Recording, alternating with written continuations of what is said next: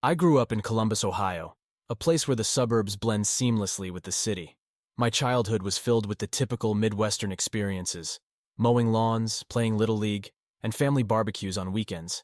I was raised with strong values: honesty, loyalty, and hard work, principles that would later shape my adult life and expectations in relationships. My parents, both hardworking individuals, instilled in me the importance of perseverance and integrity. My father worked as an accountant, while my mother was a high school teacher.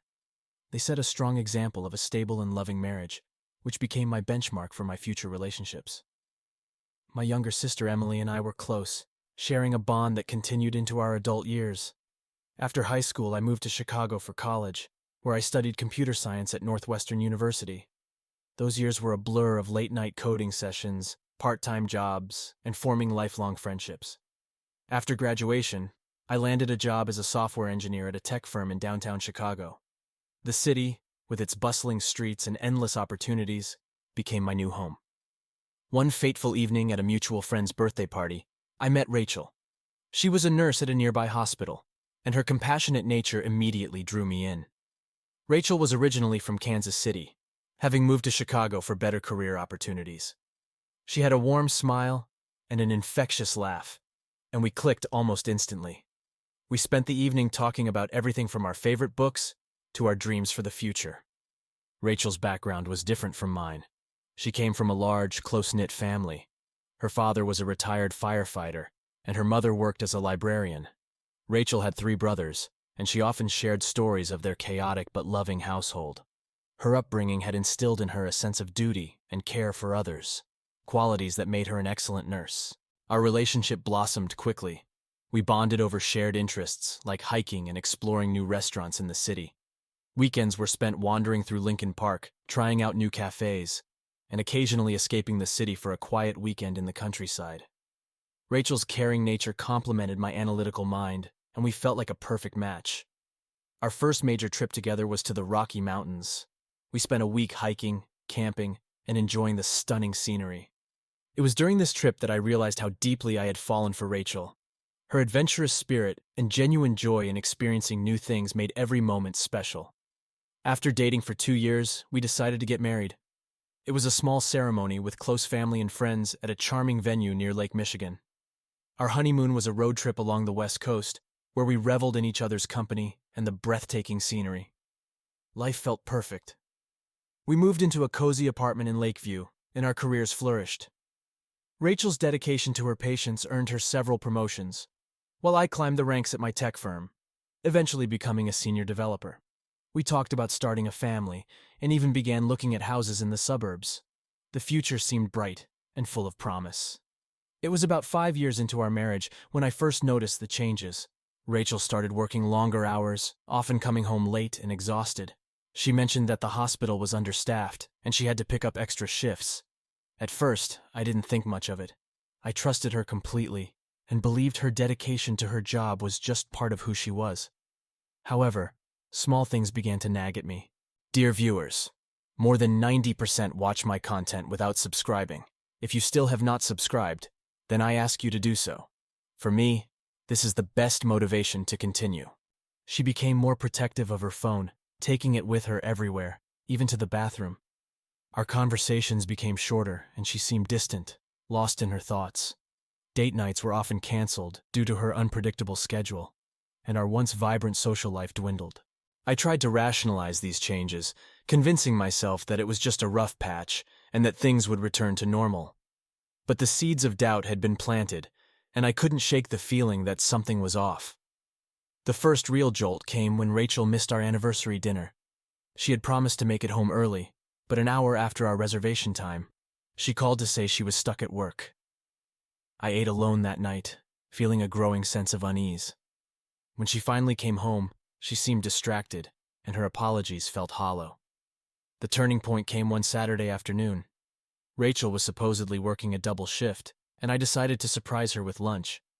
I arrived at the hospital, but the receptionist informed me that Rachel wasn't scheduled to work that day. My heart sank. I thanked her and left, my mind racing with possibilities. Determined to find the truth, I began to pay closer attention to Rachel's behavior. I checked her phone records and noticed an unfamiliar number that she frequently called and texted. My stomach churned as I considered what this might mean. I confided in my friend Alex, who suggested I hire a private investigator. Reluctantly, I agreed. The investigator, a seasoned professional named Jim, assured me that he would handle everything discreetly. Weeks passed, each day feeling like an eternity as I awaited news. During this period, I tried to act normal around Rachel, though it became increasingly difficult. Our interactions felt forced, and the emotional distance between us grew. I started spending more time at work, finding solace in the one area of my life that still felt under my control. Finally, Jim called me with the results. He had followed Rachel and discovered she was meeting a man named Mark, a colleague from the hospital.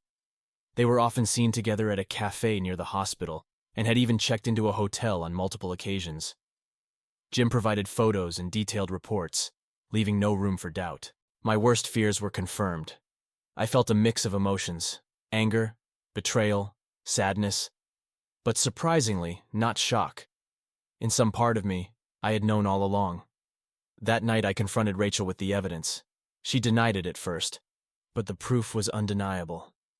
Tears streamed down her face as she admitted to the affair, explaining that she felt neglected and unappreciated. Her words stung, but I remained calm, numb from the revelation. We sat in silence for what felt like hours. Rachel attempted to explain her actions, citing the long hours and emotional strain of her job. She said she had sought comfort in someone who understood her professional challenges. While I could empathize with the pressures of her job, I couldn't excuse the betrayal.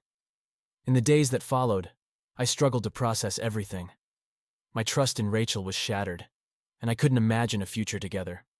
I took a few days off work to clear my head, spending hours walking along the lakefront, trying to make sense of it all.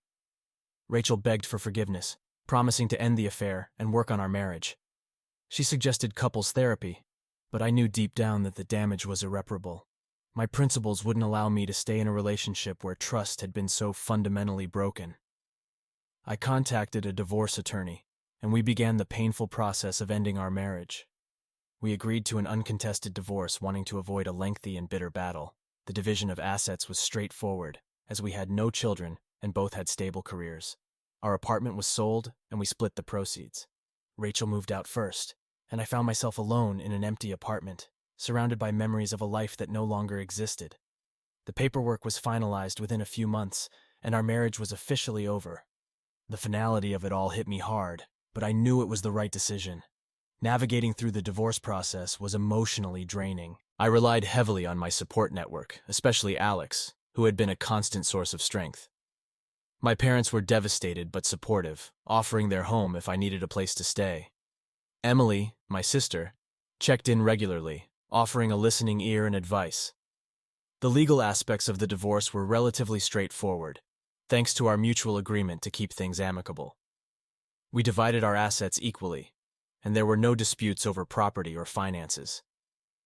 The most challenging part was disentangling our lives, dealing with shared possessions, and the memories they held.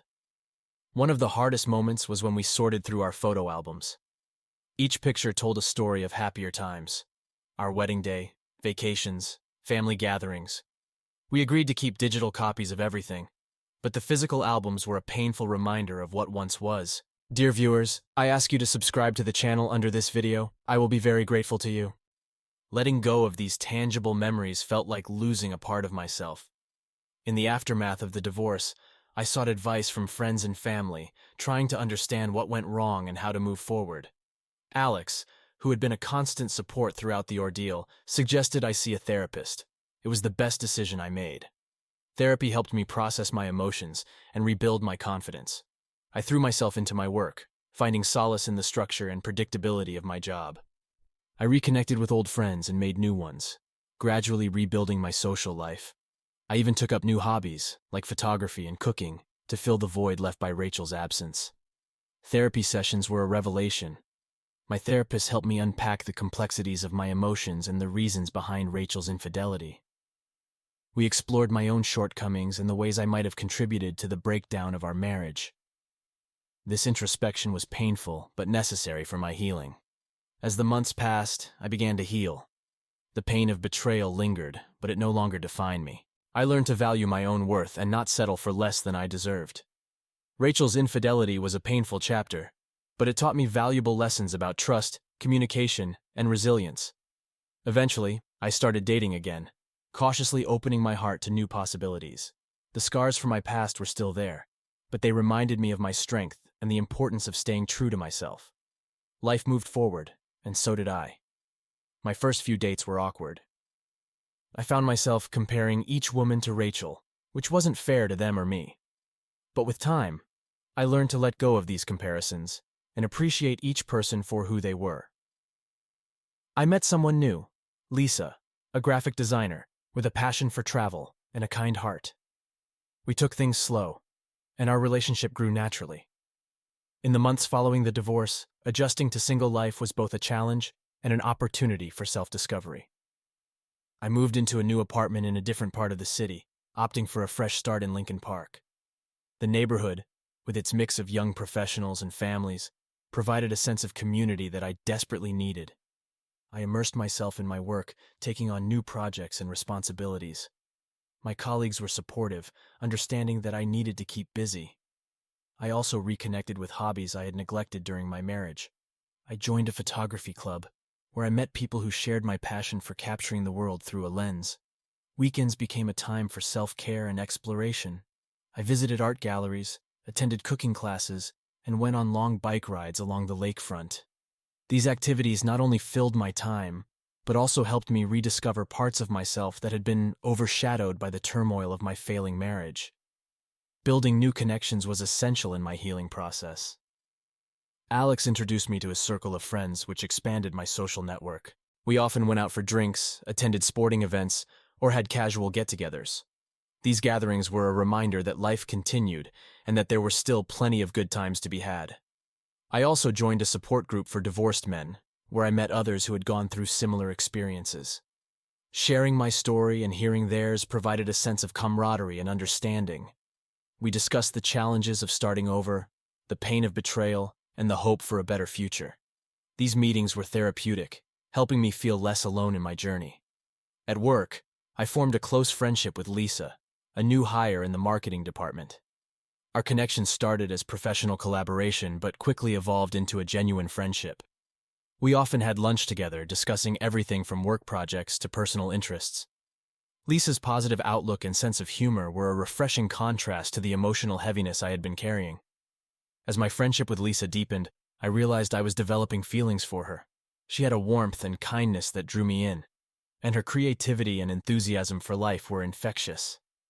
After several months of friendship, I decided to ask her out on a proper date. Our first date was simple, a walk through the park and dinner at a cozy Italian restaurant.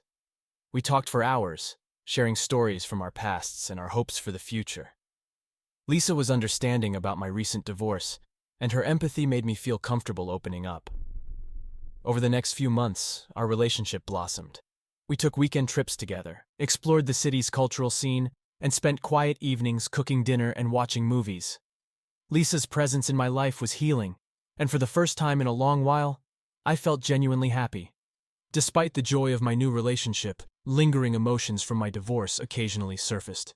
There were moments when memories of Rachel and the betrayal would flood back, bringing with them a wave of sadness and anger. Lisa was patient and supportive during these times, encouraging me to express my feelings rather than suppress them. Therapy continued to be an essential part of my healing process. My therapist helped me navigate these emotional ups and downs, reminding me that healing is not linear. She encouraged me to acknowledge my pain and give myself permission to grieve the loss of my marriage fully. I also took up journaling, finding it a helpful way to process my thoughts and emotions. Writing about my experiences provided clarity and allowed me to track my progress. Looking back on my entries, I could see how far I had come since the initial shock of discovering Rachel's infidelity. One of the biggest challenges post-divorce was learning to trust again. Rachel's betrayal had left deep scars, and I found myself questioning Lisa's actions at times, despite her honesty and openness. Building trust in our relationship required patience and effort from both of us. Lisa understood my hesitations and was committed to proving her reliability. She made a point of being transparent about her whereabouts and included me in her plans whenever possible. Over time, her consistency helped rebuild my ability to trust. We also set aside time for open and honest communication. We discussed our fears, insecurities, and expectations for the future. These conversations, though sometimes uncomfortable, were crucial in strengthening our bond and ensuring we were both on the same page. My family played a significant role in my recovery. My parents, though initially heartbroken over the divorce, were relieved to see me moving forward. They visited often, bringing home-cooked meals and words of encouragement. My sister Emily, now living in New York, checked in regularly, offering her support from afar. Rachel's departure had left a void in our extended family gatherings, but Lisa was warmly welcomed. She quickly bonded with my parents and Emily, her outgoing nature and genuine interest in their lives endearing her to them. Family dinners and holidays began to feel whole again, filled with laughter and love. My friends, especially Alex, remained a steadfast source of support. We continued our weekend outings and late-night conversations, our friendship stronger than ever. They were happy to see me moving on and embracing life with a new sense of purpose. About a year after our divorce, I ran into Rachel at a mutual friend's wedding. The encounter was unexpected and brought a rush of emotions. Rachel approached me with a tentative smile, and we exchanged pleasantries. She looked well, and for a moment I felt a pang of nostalgia for what we had shared. We talked briefly, catching up on our lives. Rachel mentioned that she had transferred to a different hospital and was seeing a therapist to work through her own issues. She apologized again for the pain she had caused, and for the first time, I felt a sense of closure. I thanked her for her honesty and wished her well. Seeing Rachel again reminded me of how far I had come. I no longer felt anger or resentment, just a quiet acceptance of our past and a hope for a better future for both of us. It was a pivotal moment, marking the end of a painful chapter and the beginning of a new one. With my life back on track, I began to think about the future. Lisa and I discussed our long-term goals and dreams, finding that our visions aligned. We talked about moving in together, starting a family, and perhaps even relocating to a quieter suburb where we could enjoy a slower pace of life. We also discussed our professional ambitions. Lisa was considering starting her own design studio, and I was contemplating a career shift to a managerial role within my company. We supported each other's aspirations, finding ways to balance our personal and professional lives. Travel became a shared passion. We planned trips to places we had always wanted to visit: Europe, Asia, and South America. Exploring new cultures and landscapes together strengthened our bond and created lasting memories. 2 years after my divorce, I proposed to Lisa on a trip to Paris. It was a simple, heartfelt moment at a small cafe overlooking the Seine. She said yes, and we spent the rest of the trip celebrating our engagement. Our wedding, a year later, was a joyful occasion, surrounded by family and friends who had supported us on our journey. Our marriage was built on a foundation of trust, communication, and mutual respect. We continued to grow individually and as a couple, facing challenges together and celebrating our successes. The lessons from my past marriage guided me, ensuring that I approached this new chapter with mindfulness and dedication. Looking back, I see my marriage to Rachel as a significant part of my journey, a period that shaped who I am today. While the betrayal was devastating, it forced me to confront my own shortcomings and grow as a person. I now approach relationships with a deeper understanding and a commitment to honesty and mutual respect. In the end, I found peace in knowing that I did everything I could to save our marriage, but some wounds are too deep to heal. The experience made me more resilient and ultimately more hopeful about the future. Life is unpredictable, but it's also full of second chances and new beginnings, and that's something I hold on to as I navigate the next chapter of my life.